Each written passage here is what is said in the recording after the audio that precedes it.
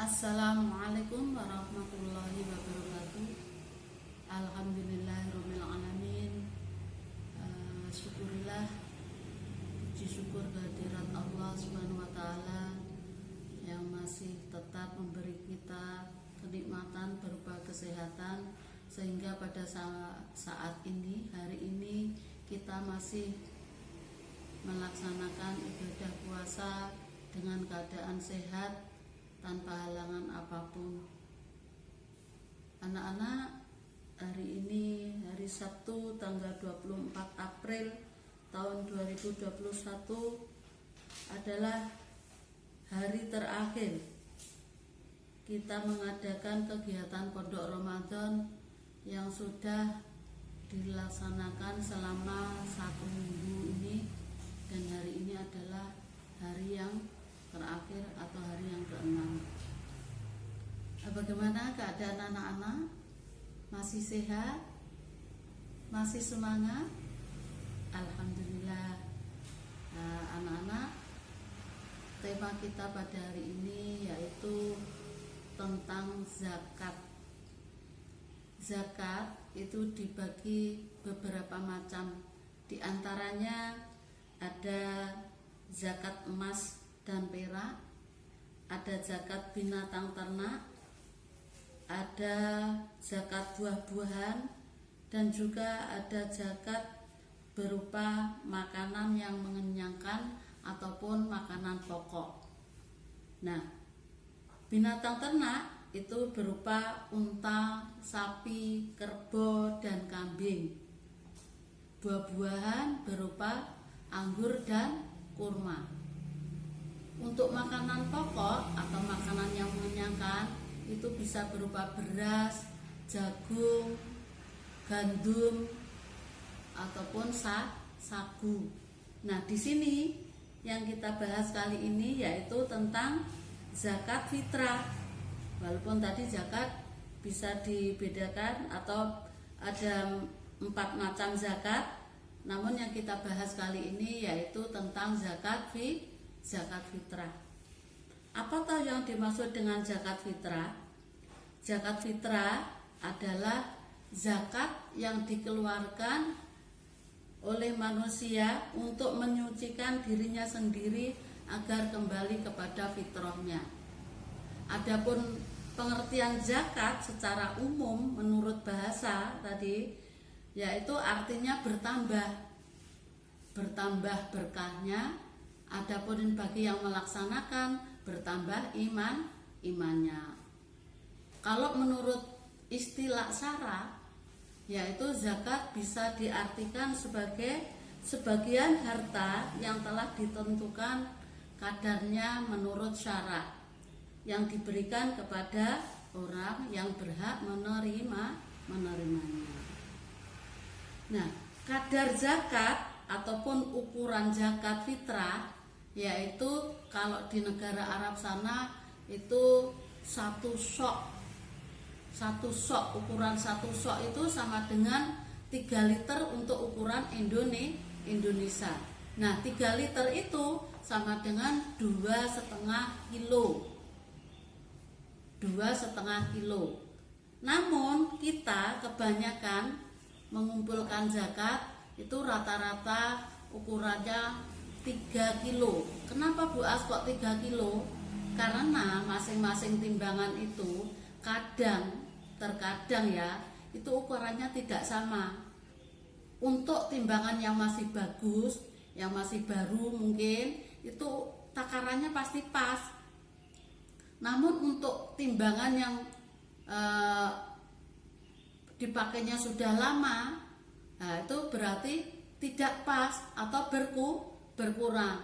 Nah, untuk menyiasatinya supaya timbangan itu bisa pas, itu kita sepakat pengumpulan zakat itu atau mengeluarkan zakat dengan takaran 3 kilo. Nah, untuk supaya nanti misalkan timbangannya nggak pas ya, ada kelebihan, itu bisa digunakan sebagai sodako. Namun kita sudah mencukupinya, yaitu ukuran yang 2,5 tadi. Jadi kalau ada lebihnya nanti bisa buat sodako. Namun kalau kita tentukan pas 2,5 kilo, padahal timbangannya tidak sama, ukurannya tidak pas. Jadi untuk takaran atau ukuran zakat kita tentukan 3 kilo ya. Untuk TK kita kemarin sudah di-share bahwa pada tanggal 3 sampai tanggal 6 TK kita diprogramkan untuk mulai pengumpulan zakat. Nanti tanggal 7-nya baru kita bagi. Itu ya. Jadi ketentuan kita mengumpulkan zakat sebanyak 3 kilo berupa beras. Adapun syarat wajib zakat, pertama orangnya Islam. Yang kedua yaitu memiliki kelebihan harta atau keperluan makan untuk dirinya sendiri ataupun orang yang menjadi tanggungan yang dinafkainya. Yang ketiga, orang itu telah ada ketika matahari terbenam di akhir Ramadan. Jadi misalkan anak-anak punya adik lahirnya pas hari terakhir bulan Ramadan. Jadi nanti malam takbir dedeknya lahir. Nah, itu sudah harus dijakati ya. Walaupun masih kecil itu tetap harus dijakati. Jadi zakat itu untuk atau diwajibkan bagi semua orang, baik laki-laki atau perempuan, kecil ataupun dewasa, selama pada bulan Ramadan itu ada.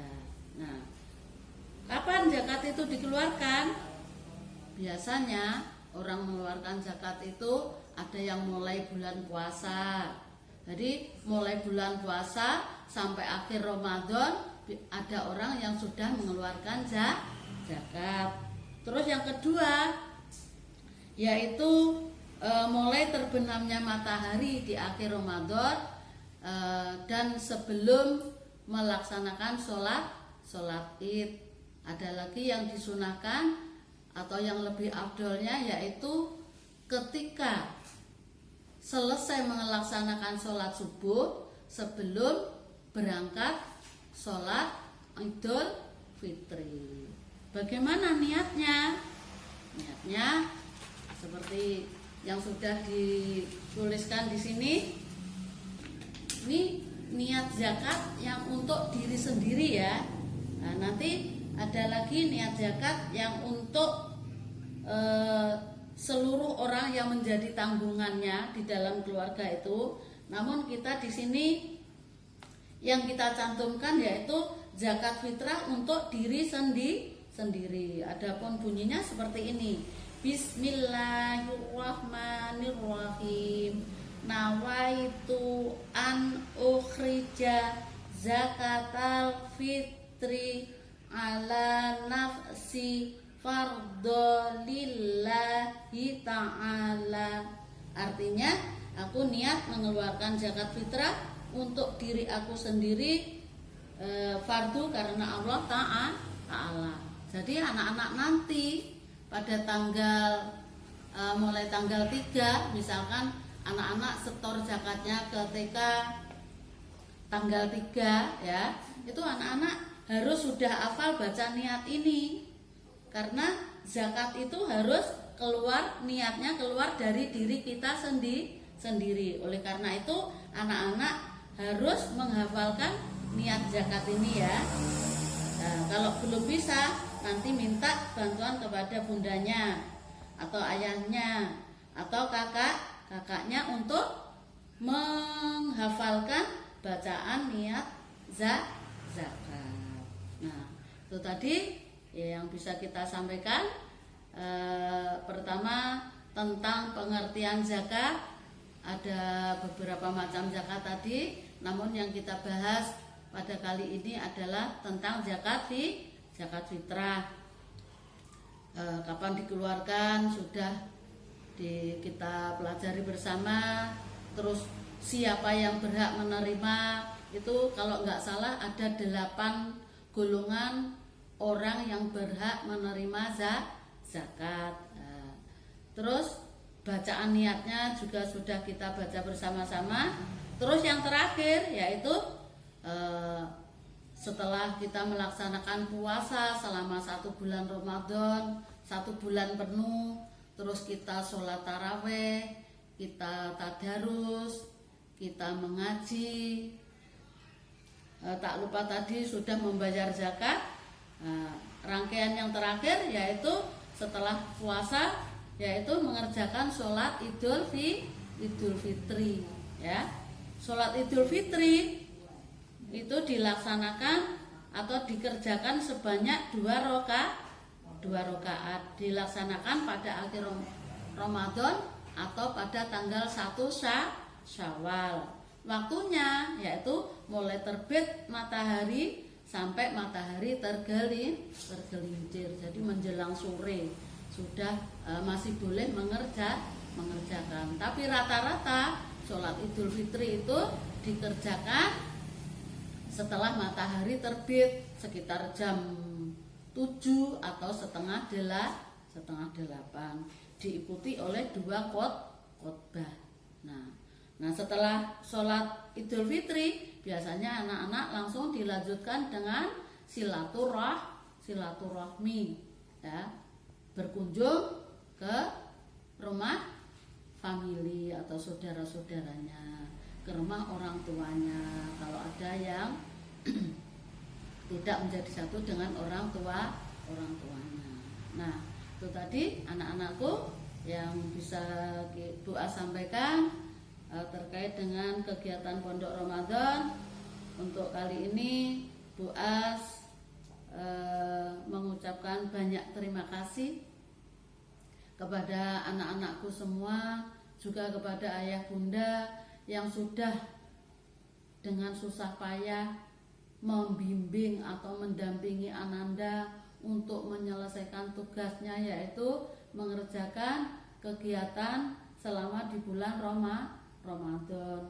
Dan Bu As juga minta maaf apabila di dalam menyampaikan materi pada kali ini memberikan video, ya, ataupun di dalam memberi lembar tugas kepada anak-anak apabila banyak sekali kesalahan ataupun kekurangan, baik yang saya sengaja ataupun tidak, saya mohon maaf. Saya akhiri sampai di sini. Assalamualaikum warahmatullahi